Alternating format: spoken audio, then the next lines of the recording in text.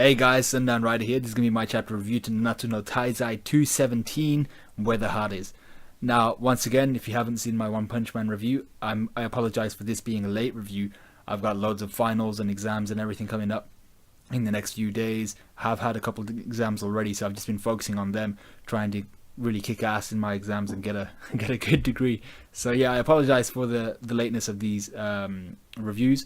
They won't be late after the 1st of June, which is when I finish my final exam. So after that, it should be all good. So let's get straight into this review and what we learned and what we saw in this chapter. So we first see an interaction between all 7 of the sins, Diane and King. Actually, this is the first time they find out that Meliodas is still alive, and they're a little bit shocked about that. Well, they're very shocked about that because they thought he was dead. Completely, they saw the guy die. So they were really confused. They wanted an explanation. Meliodas was like, to make a long story short, a bunch of things happened, and I'm back. And they were just like, that's not that much of an explanation. So I liked that. That was pretty funny. We got to see King finally apologize to Meliodas and Ban. This was another part of the interaction. He apologizes for his misunderstandings, and I actually really like this because if you've probably noticed in the last few reviews that I really don't like how King jumps to conclusions and how he doesn't really care that he misunderstands, and he just dives straight into his misunderstandings and he goes apeshit straight away. Every time since the beginning of this series, King has been like my least favorite. He's cool in terms of his power and his design and everything, but his personality is a bit shit. So I like the fact that he apologized to Meliodas. I think he also directed his apology towards Ban as well, because Meliodas and Ban were both kind of looking at him when he said it, and they both kind of were shocked when he said it. But as we expected, Ban and Meliodas just took the piss out of him. They didn't even register that he said it. They just took the piss out of the fact that he has tiny ass wings. And Meliodas drops the best line of the freaking whole chapter, of the best line of the whole series, which is congratulations on finally growing up here. When he sees King's wings, I was off my ass off. I was like, yo, this guy's a straight savage. I was like, yo, that's, oh my god. So that was hilarious. That was class. We then get which was the main part of this chapter, which was Diane offers Gowther her help in helping to find his heart. And she's like, yeah, I promised you yourself from 3,000 years ago, I'm going to help your ass find your heart. And Meliodas was like, oh, really, 3,000 years ago? And then Merlin kind of filled him in like, yeah, it might have been the Goddess Clan's technique. Now, she did state it was the Goddess Clan's technique, which is a bit weird, because I think it was Gloxinia who used the technique, or was it Dolo who used the technique? But either one, that neither of them are goddess of the Goddess Clan, so they must have learnt it from the original Elizabeth or something, or they must have just learnt it along the way somewhere, or it's just a technique that was made by the Goddess Clan and other clans picked it up somewhere along the way. So yeah, Diane offers her help to find Gowther's heart, and then we get King Batra, who tries to tell them about Gowther's heart, and he gets interrupted, and he was interrupted before that as well. He was trying to tell them the prophecies finally come true, all 7 of you are together again, and he gets interrupted by friggin' Merlin, and he's just there like, oh wait, I want to say something. So he's just there, he's constantly getting interrupted. I was laughing my ass off because this was like one of the best subtle interactions in the whole chapter, because he was just constantly getting interrupted, and he's in the corner just stood there like, why? So Meliodas even asks him, how long you been standing there, bro? And he's like, shush, don't ask me. So Batra then pops out with like a mechanism that really gets rid of a couple of wasteful chapters, which could have happened if this was freaking fairy tale. This is exactly what would have happened. Batra pulls out Gowther's heart, which is what happens anyway.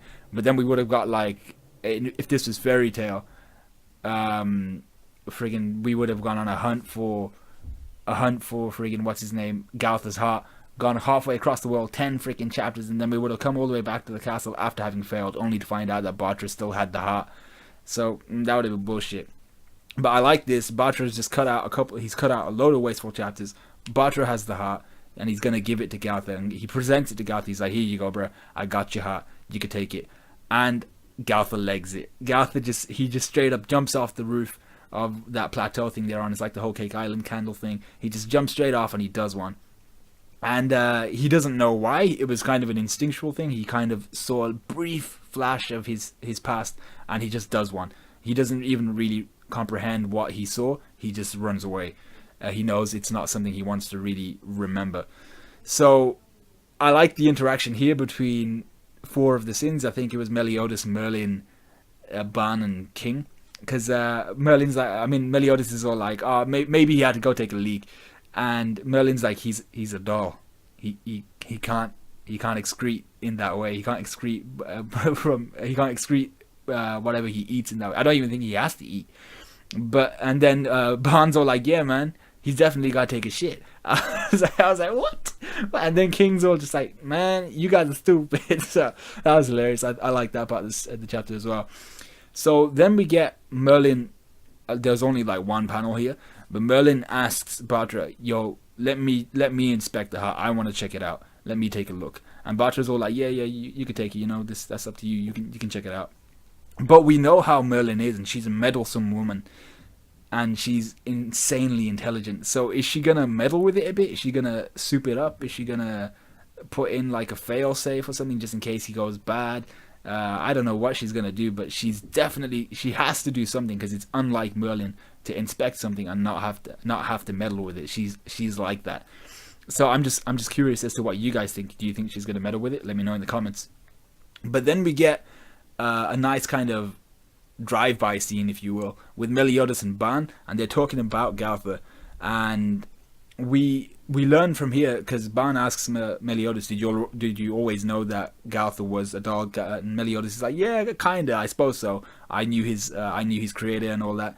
So we find out that the original Gowther, the OG, was a magician so powerful even the Demon King acknowledged him. We kind of already more or less knew that, but we didn't know he was specifically a magician. He could have been a fighter, but he was in a wheelchair. So maybe, yeah, but he's a magician so powerful that the Demon King acknowledged him and granted him a commandment. It just turns out that the commandment he was granted was the worst commandment you can get. Literally, this is the worst commandment. The king must have just been the biggest asshole in the world, because the commandment, we know Gowther's commandment was selflessness.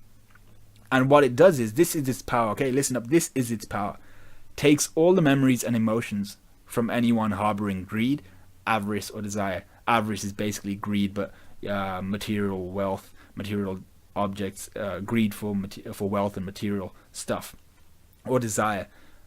And because of his commandment, people around him, obviously, there's going to be loads of people around you with some aspect of greed, avarice, or desire in some form or manner. He was probably friggin' jacking memories and emotions from every demon around him, so he got confined to prison because he was too much of a hazard outside of prison. So his commandment basically was his crime. He was put in prison just like the freaking dog Gowther. He was put in prison, but for his commandment. I was like, yo, that's got to be the worst commandment. So then the doll Gowther, we find out from Meliodas as well. The doll Gowther, the face, the reason why it's so feminine is because it was modeled after the original Gowther, the OG, after his lover, but the body was made in the fashion of a boy, so he wouldn't feel lustful or passionate towards it. Maybe that aspect of desire in his selflessness would have acted on him and would have erased his own memories and his own emotions. But I don't think the desire in selflessness here meant desire in that sense. I think greed, avarice, desire, because those three words specifically were used, it was probably something to do with monetary gain or worldly gain, not really so much as in lust. Yeah, but I don't think he wanted to feel lustful towards his own creation anyway. That was just his own thing. Unless you guys tell me what you think. Did he do it so that his own commandment wouldn't work on him, or did he just do it because he didn't want to have a passionate or lustful exchange with his freaking doll? So Gowther evades the sins. He's the doll Gowther, but back in present time. He's evading the sins. He's trying not to come in contact with him because he just ran away from his heart. And he's shocked to find out that he does actually have a heart. He ends up at the castle, which is where he must have spent time, which is where he did spend time with Nadia, which is King Batra's older or younger sister. It's his sister either way.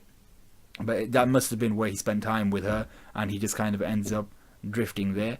So Diane, he's about to erase his memories. He's like this bullshit. I don't want to feel this kind of malfunction. So I'm gonna erase my memories and just wipe my slate clean, and we're done. And then we get Diane stopping Gowther. She just erases. She drop kicks him before he erases his memories, and that's how the chapter ends.